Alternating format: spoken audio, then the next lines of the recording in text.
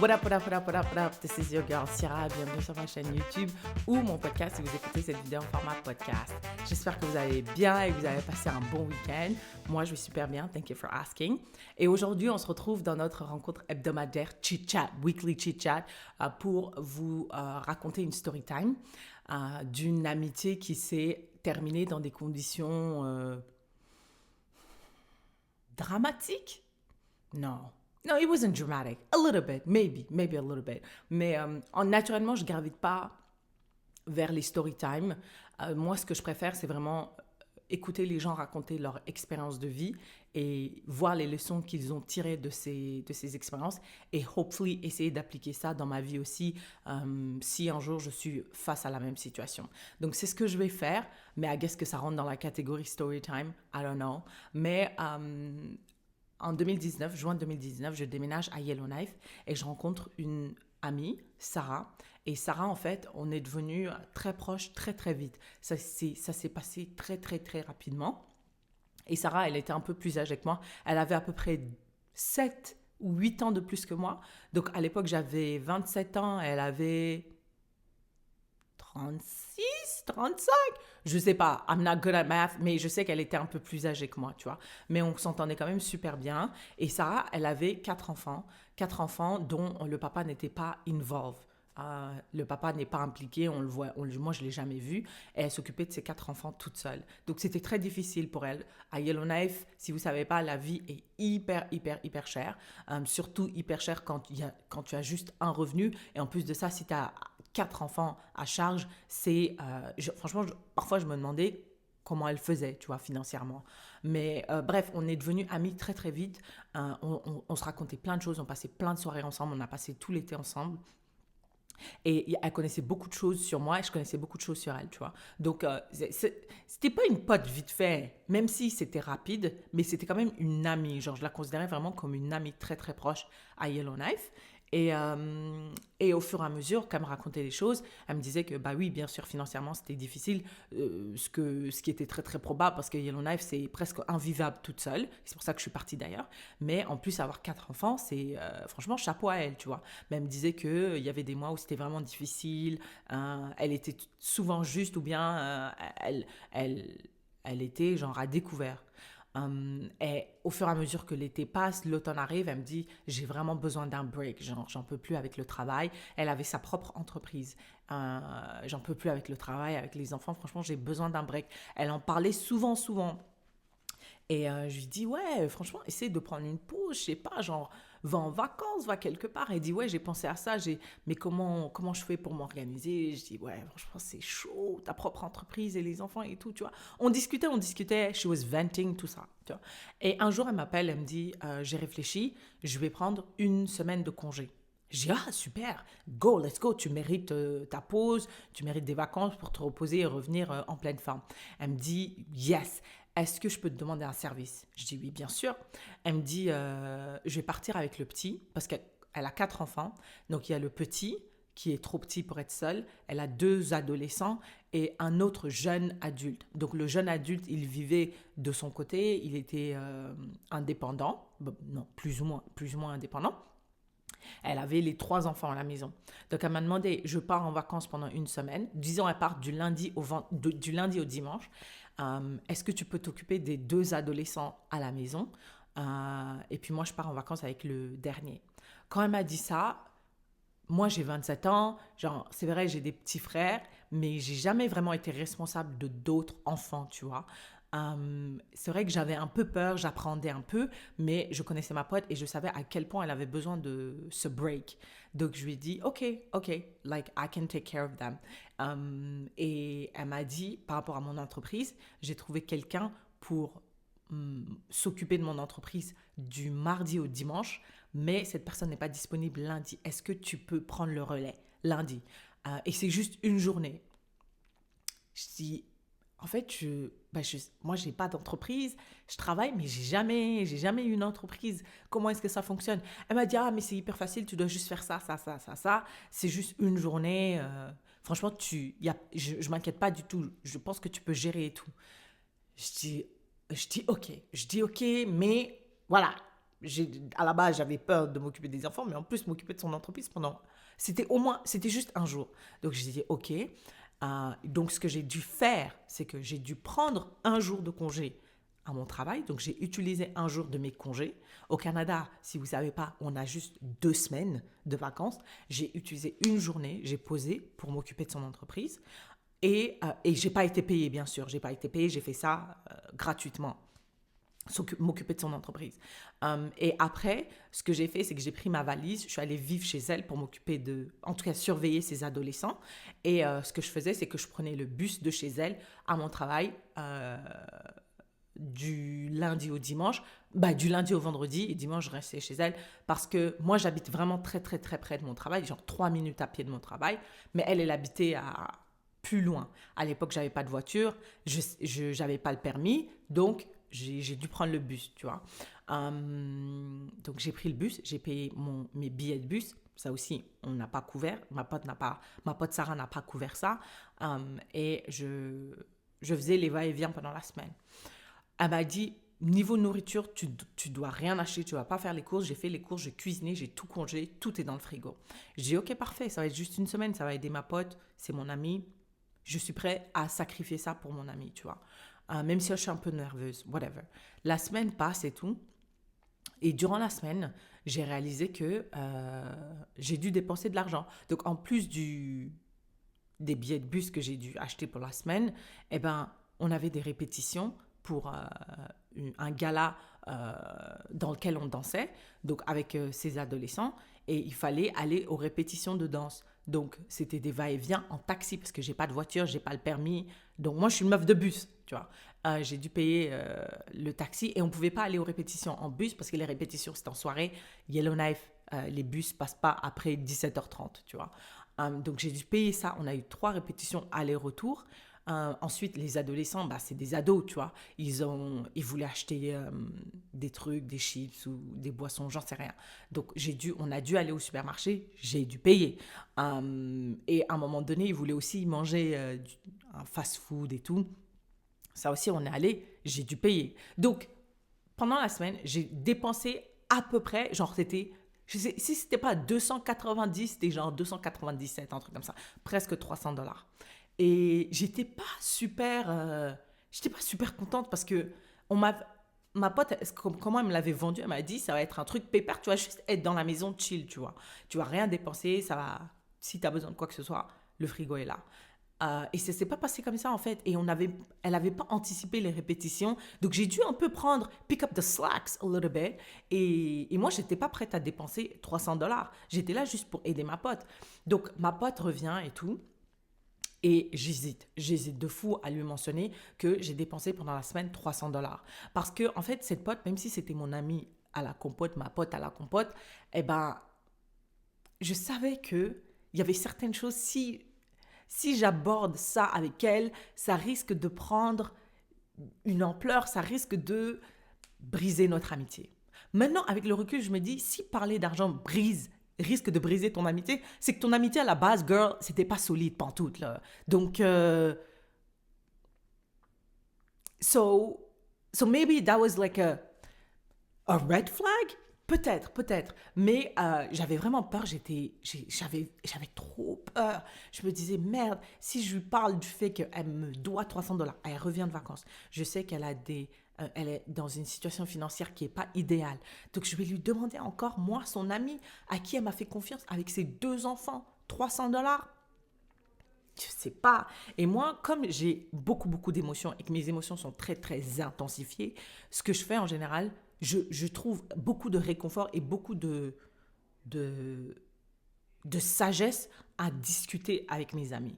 Parce qu'ils me donnent un autre point de vue, another perspective qui n'est pas forcément lié. Il n'y a pas ils ont un recul par rapport à mes situations qui, moi, me permet d'avoir un autre point de vue et ça me permet de relativiser les choses. Donc, quand j'étais terrorisée et que mes pensées filaient à 1000 à l'heure, j'ai dit, il faut que j'en parle à quelqu'un pour voir si c'est une bonne idée. Donc, j'ai parlé à 3 potes. Ensemble, on était là comme ça. J'ai dit, voilà, j'ai dépensé $300. Je ne m'y attendais pas du tout. j'aimerais avoir mes 300 dollars. C'était beaucoup de responsabilité pour une meuf de 27 ans. Et je sentais le poids de la responsabilité, en fait, pendant cette semaine-là. Et est-ce que vous pensez que c'est une bonne idée, sachant que j'ai hyper peur et j'ai peur qu'elle le prenne mal et que notre amitié soit brisée à cause de ça? Moi, je ne sais pas exactement comment la conversation s'est passée, comment les mots qui ont été échangés. Je sais juste que j'ai exprimé une frustration, mais aussi une peur qui disait que j'ai pas envie de ruiner l'amitié que j'ai envers elle. Et la conclusion à laquelle j'étais arrivée, c'était que n'en parle pas. Si tu as peur, s'il y a un risque que tu perdes ton ami, franchement, perdre une amie ou perdre 300 dollars, le choix est vite fait, tu vois. Donc, Syrah, laisse tomber. 300 dollars, tu les récupéreras. À the end of the day, c'est ton ami et l'amitié est plus importante pour moi que 300 dollars. J'ai laissé couler, je lui ai rien dit. On a continué notre amitié tranquille, tu vois. Un an après, donc ça s'est passé vers octobre-novembre 2019. Un an après, octobre 2020, je reçois out of nowhere, je me rappelle très bien, j'étais dans ma chambre, je traînais sur YouTube ou Instagram. Pas Instagram, I wasn't on there, mais je traînais sur YouTube et elle a dit, et j'ai reçu un message, un texto qui disait, voici tes 200 dollars, merci de t'être occupé de mes enfants. De ma pote Sarah, je reçois ce message. Immédiatement, je l'appelle parce que 200 dollars, s'occuper de mes enfants, j'ai fait vite fait le lien. C'était il y a un an et tout, tu vois. Je l'appelle pour lui demander, what do you mean? Elle m'a pas répondu. Je lui envoie un message, elle me répond pas. Je l'appelle sur WhatsApp, elle répond pas. J'écris sur WhatsApp, je dis, hey, est-ce qu'on peut se parler par rapport au message que tu m'as envoyé? Elle me dit, ouais, je suis occupée en ce moment, appelle-moi telle date ou telle heure. Je sais pas. Mais elle m'a donné une heure pour l'appeler. Je respecte l'heure, la date, je l'appelle. Elle me dit, ouais, ça m'est revenu aux oreilles que tu te plaignais de t'être occupé de mes enfants et qu'en plus de ça, tu avais dépensé 300 dollars. 200 dollars, elle m'a dit que tu avais dépensé 200 dollars et que tu te plaignais, en gros, que tu te plaignais de moi et tout, de ce que tu as fait pour moi et à quel point tu trouvais ça anormal de t'être occupé de mes enfants alors que c'est toi qui as accepté, tu vois. Moi, je t'ai demandé un service et tu l'as accepté. Je dis, ça, c'est pas... Déjà, qui te l'a dit? Elle m'a dit, I'm obviously not gonna tell you. Je vais pas te dire. Je dis, ok, mais c'est pas ça qui s'est passé du tout. C'est vrai que, genre, s'occuper des adolescents, c'était difficile. Genre, je passais ma semaine à faire la vaisselle. J'ai jamais autant fait ma vaisselle. Genre, je faisais la vaisselle, il y avait encore de la vaisselle. L'évier était rempli. Genre, j'étais une mère au foyer, en fait, tu vois. Et j'ai dit, ouais, c'était un peu plus difficile que ce que je croyais. Et c'est vrai que j'ai dépensé de l'argent, mais j'ai demandé un peu de conseils et de sagesse auprès de 3 personnes. Et au final, j'ai conclu que notre amitié était plus importante que de te demander 300 dollars parce que j'étais consciente de ta situation financière. Elle m'a dit, c'est pas ça qui m'a été dit. On m'a dit que tu te plaignais et tout. Je dis,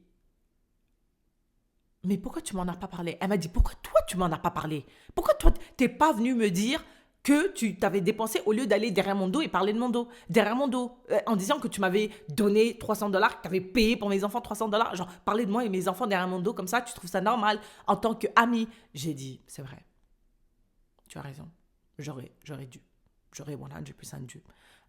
Et la raison pour laquelle je ne l'ai pas fait, c'est parce que, en fait, j'avais peur. Pour de vrai, j'avais peur que tu le prennes mal et j'avais des...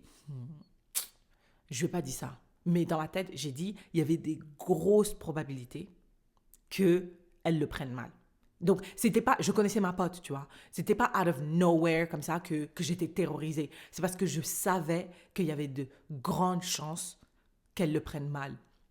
Et je dis, c'est vrai, j'aurais vraiment pas dû, je suis désolée.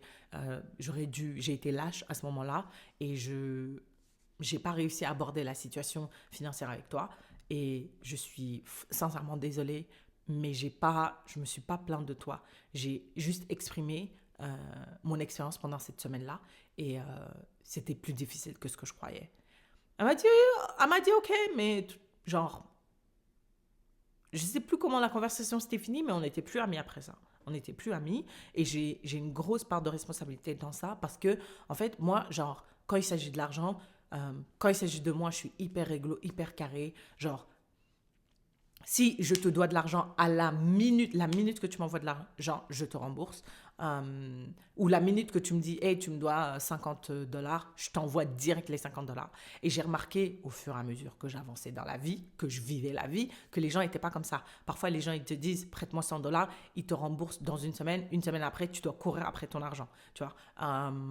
Et j'ai du mal à venir insister et demander parce que je trouve ça pas normal de demander pour mon argent. Moi, ce que j'aurais trouvé normal, à l'époque en tout cas, c'est que ma pote me dise comment s'est passée ta semaine, super bien, est-ce que tu as eu des dépenses, quelque chose comme ça. Elle me l'a pas dit. Et je sais qu'elle me l'a pas dit parce qu'elle n'était pas prête à entendre la réponse. Parce que, genre, tu vois, si tu demandes, si tu poses la question, c'est que tu te dis, ok, s'il y a une dépense, je peux assumer. Mais elle m'a pas posé cette question-là parce qu'elle n'était pas prête à assumer les dépenses. C'est pour ça qu'elle a rempli son frigo. C'est pour ça qu'elle a dit, t'as rien d'autre à faire. Tu dois juste être dans la maison parce que je sais qu'elle était dans une situation financière difficile. Ben, elle est quand même partie en vacances, certes, c'est vrai. Mais je savais que demander $300 en plus à cette personne-là, ça allait être une charge. Et je voulais pas être une charge pour mon ami.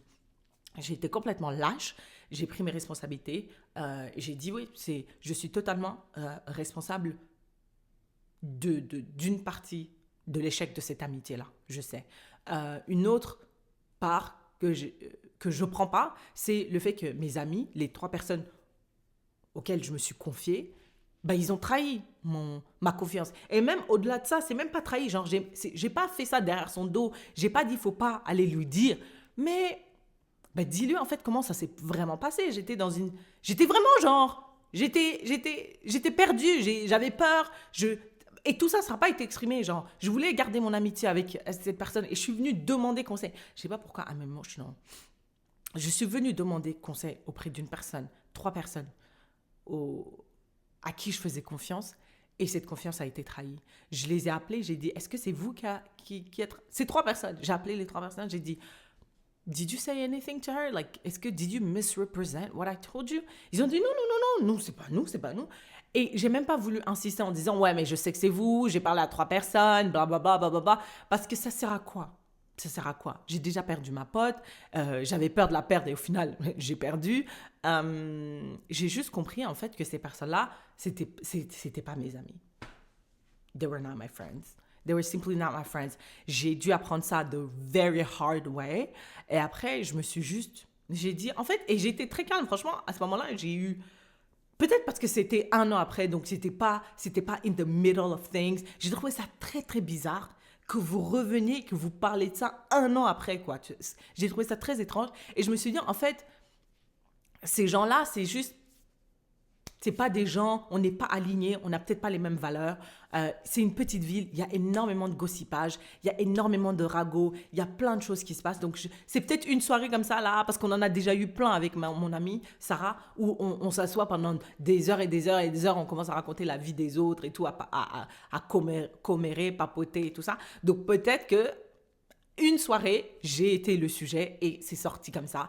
Et ça a été mal représenté. J'ai dit, OK, franchement, c'est de bonne guerre. Je l'ai fait à d'autres personnes. Mais je l'ai fait à d'autres personnes dans le sens où j'ai gossipé sur la vie de d'autres personnes à Yellowknife. Et maintenant, qu'est-ce que ça me revient en pleine figure. I'm okay with that. Genre, j'ai coupé les ponts avec les 3 potes. Ma pote Sarah, je la voyais plus. Ça m'a attristé parce que ces enfants, je les aimais beaucoup, tu vois. Ils m'aimaient bien aussi. J'étais dans leur vie. J'ai pris mes distances. Maintenant, avec le recul, ça fait quand même quoi, presque 6 ans. Maintenant, ça va. On est en de meilleurs termes. Quand je vais à Yellowknife en vacances, on se dit bonjour. On passe parfois des soirées ensemble et tout. Mais on n'est plus bien sûr comme avant, tu vois. Ça a énormément affecté notre amitié. Et maintenant, elle est plus non plus amie avec les 3 autres personnes. Enfin, it's a whole thing. It's a whole thing. Moi, la leçon que je tire de ça, c'est que most of the time, the right thing to do is the hardest. It is. Genre, la chose la plus difficile à faire est souvent la bonne chose. Is it true? En tout cas, la bonne chose à faire n'est souvent pas facile. N'est souvent pas facile. Et j'ai dû apprendre à porter mes couilles. Genre, ou prendre mes ovaires et aller aborder les sujets. Je dis pas que... Moi, je peux parler, genre, vraiment, genre, je peux parler de sexe, je peux parler de plein de choses, de ma situation financière à moi, genre, I'm an open book, mais quand il s'agit d'aller parler à quelqu'un de son argent ou de me dire tu me dois de l'argent, ça me terrorise parce que je sais que les gens deviennent très, très, très bizarres avec l'argent. Ils deviennent trop bizarres. J'ai plein d'exemples de gens qui me devaient de l'argent pour un service que je leur ai offert, genre un travail que je leur ai offert. Je leur demande, est-ce que tu peux me payer? Et ils disent, mais how dare you me demander ton argent que tu me dois? Genre, les gens, ils deviennent trop bizarres, trop, trop bizarres. Donc, et j'avais ça en tête. Maintenant, même si I'm not the best at it, maintenant, je dois juste être courageuse. Je dois prendre mon courage à deux mains. Et si notre amitié se détruit à cause de ça, ça veut dire que it was not meant to be. Si notre relation, our business relationship, ends parce que je t'ai demandé de me payer en temps et en heure, ça veut dire que it was not even a good business partnership. C'est les leçons que je tire de cette expérience-là. Dites-moi vos opinions, votre perspective, votre point de vue sur la situation. And I guess I'll see you in the next one.